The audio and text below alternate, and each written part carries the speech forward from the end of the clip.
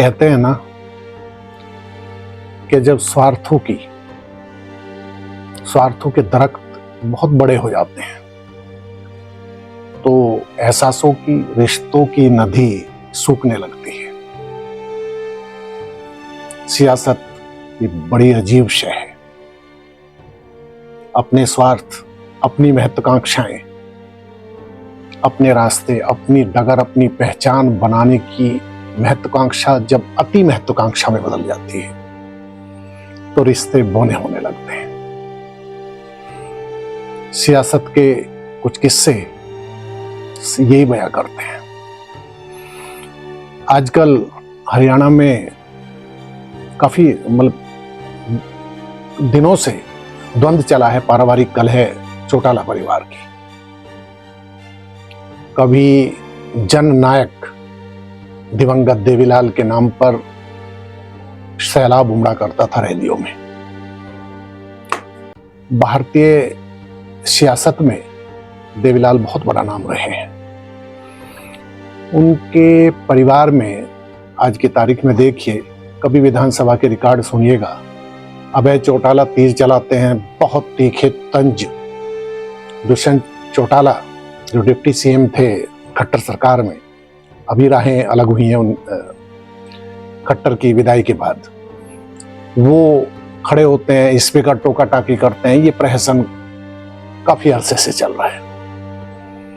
अब लोकसभा चुनाव में फिर आस्तीनें चढ़ी हैं। ओम प्रकाश चौटाला अपने बेटे अभय चौटाला के साथ खड़े हैं, इनेलो।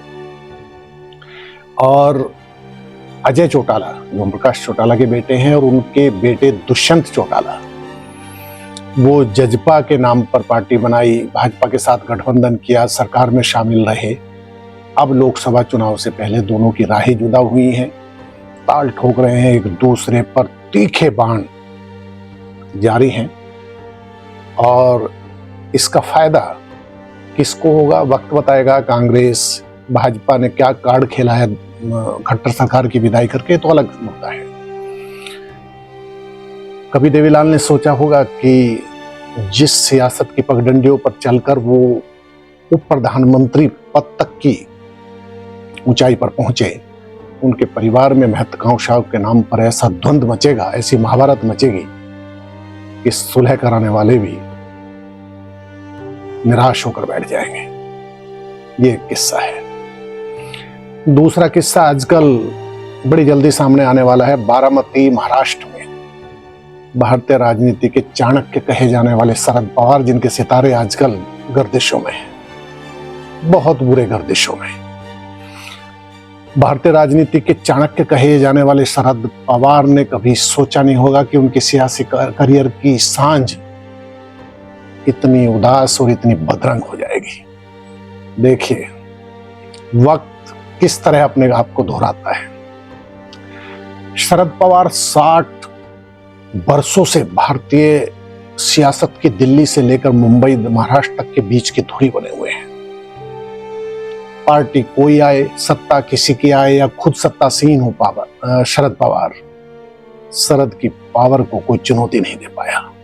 लेकिन देखिए, जिस भतीजे को उन्होंने सियासत के दांव पेच सिखाए, उसी अजीत पवार ने उन्हें ऐसा धोबी पाट मारा है कि साहब, उन्हें प्यार से लोग साहब ही कहते हैं, चारों खाने चित्त आए हैं सियासत के अखाड़े में। दुर्भाग्य देखिए, अब आप भाजपा पर आरोप चस्पा कर सकते हैं कि पार्टी तोड़वाने में उनका बड़ा हाथ रहा, कुछ नहीं, लेकिन ये आरोप प्रत्यारोप है। लेकिन घर में आग लगी है और शरद पवार उसे बुझाने में नाकाम रहे। अजीत पवार के महत्वाकांक्षाओं के शोले यदि भड़के हैं तो ये सब उन्होंने शरद से ही सीखा है। ये वही शरद हैं, वो मोदी के भी करीब है, वो बाला साहब ठाकरे के समय में, वर्चस्व के दौर में भी उनकी तूती बोलती थी। याद कीजिए, सोनिया गांधी के विदेशी मूल पर शरद पवार मुखर होते हैं, पार्टी छोड़ते हैं, वो उसी पार्टी में कांग्रेस में लौटते हैं और फिर 10 साल कृषि मंत्री रहते हैं। 80 में इंदिरा गांधी उन्हें बतौर सीएम, महाराष्ट्र के सीएम थे, उन्हें बर्खास्त करते हैं, लेकिन 87 में फिर वो कांग्रेस में लौट आते हैं। खैर, उसके बाद वो एनसीपी बनाते हैं। और आज हालात ये कि अजीत पवार भाजपा नीति सरकार में डिप्टी सीएम है, पार्टी तोड़ दी उन्होंने, अपने चाचा से पार्टी का चुनाव चिन्ह ले उड़े, पार्टी का नाम शरद पवार से छीन लिया। ये दुर्दिन है भारतीय राजनीति के चाणक्य के। ये रिश्तों का विचलन का दौर है। अब इस पे वो लाइनें हैं, बड़ी मुफीद बैठती हैं कि दरक गई है रिश्तों की बुनियाद, दरक गई है रिश्तों की बुनियाद, जो दिल में धड़कता था वो अब दुश्मन सा लगे है, जो दिल में धड़कता था वो अब दुश्मन सा लगे है। अब एक और प्रसंग देखिए कि दो दिन पहले मनसे हेड राज ठाकरे दिल्ली आते हैं अपने बेटे के साथ, और अमित शाह से उनकी गुफ्तगू होती है। ये साहब उद्धव ठाकरे के भाई हैं, चचेरे, और ईमानदारी से बाला साहब ठाकरे के सुयोग्य उत्तराधिकारी उन्हें आंका जाता था। उन्हें सब कुछ यही था कि बाल ठाकरे की विरासत उन्हें मिलेगी। बहुत अधिसंख्य प्रशंसक भी यही चाहते थे, तेवर थे राज के पास। लेकिन पुत्र मोह में बाला साहब ने तरजीह दी उद्धव को, और शिवसेना का ताज उद्धव के सर रखा गया। आज हालात देखिए, उद्धव को उन एकनाथ शिंदे ने चारों खाने चित किया जिनके सामने कभी शिंदे की आंख मिलाने की हिम्मत नहीं होती थी। राज ठाकरे की तो राहें काफी पहले अलग हो चुकी, अब वो एनडीए के हिस्सा होंगे और उद्धव ठाकरे इंडिया गठबंधन के। दोनों भाई चुनावी रैलियों में आमने सामने होंगे, तंज कसे जाएंगे, पुराने गड़े मुर्दे उखाड़े जाएंगे। यही निर्मम सियासत है और यही निर्मम सियासत का सच है। अब यूपी में लौटते हैं। डॉक्टर सोनेलाल पटेल बहुत बड़ा नाम रहे हैं, अपना दल के वो संस्थापक रहे हैं। 1995 में उन्होंने इस पार्टी का गठन किया।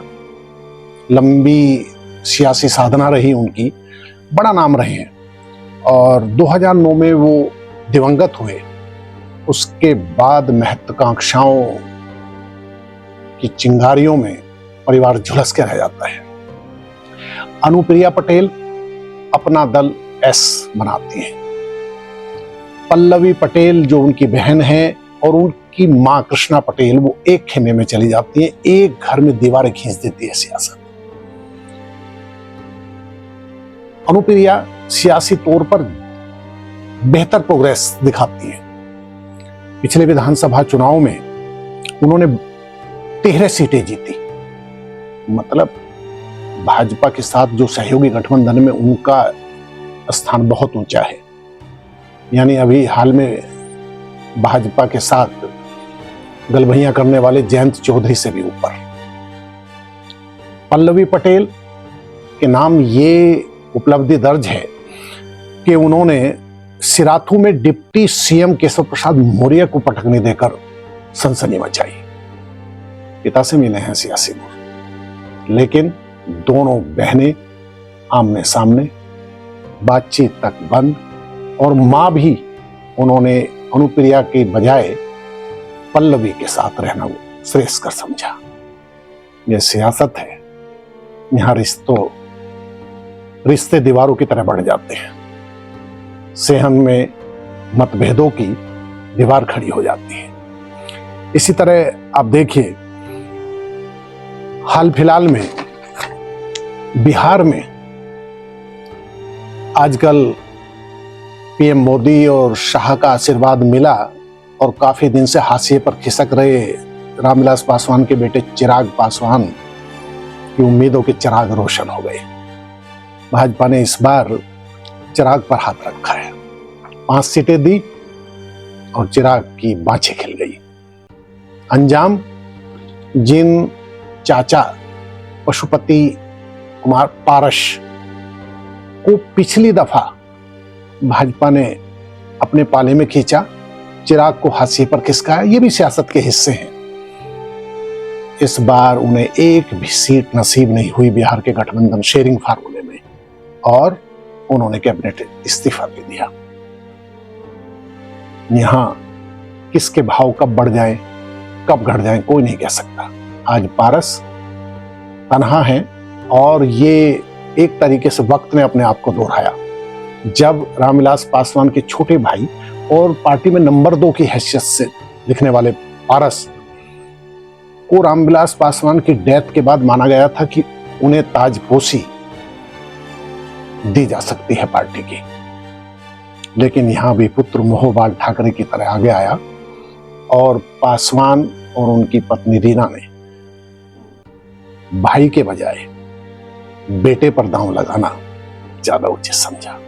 यहीं से फूट पड़ी, यहीं से कलह के बीज उगे, और आज चाचा और भतीजे दोनों अलग अलग कश्तियों में सवार। ये बहुत लंबी कहानियां हैं। मेनका गांधी, सोनिया गांधी, इनके किस्से तो आप सैकड़ों बार सुन चुके। मेनका भाजपा के साथ गठबंधन में है, सोनिया कांग्रेस प्रमुख रह चुकी हैं। सब कुछ मतलब जो है, दोनों ने अपने अपने, राजीव गांधी खोए हैं सोनिया ने, तो उसी तरह संजय गांधी मेनका ने खोए। कांग्रेस के कर्णधार आजकल राहुल हैं, और मेनका के सुपुत्र स्वर्गीय संजय गांधी के बेटे वरुण गांधी पर आजकल तलवार लटकी हुई है कि उनका टिकट बचेगा, उनकी मां को रिपीट किया जाएगा लोकसभा में या नहीं, ये अभी बीते वक्त की बात। ये रिश्तों के ताने बाने हैं जिन्हें सियासत बहुत बेतरतीबी से उलझा के रख देती है। यहां एहसास, यहां किसी तरीके की कोई कोताही नहीं बरती जाती। बहुत बेरहम रास्ते हैं सियासत के, रिश्ते को ताने बाने इसी तरह उलझ कर रह जाते हैं। शुक्रिया।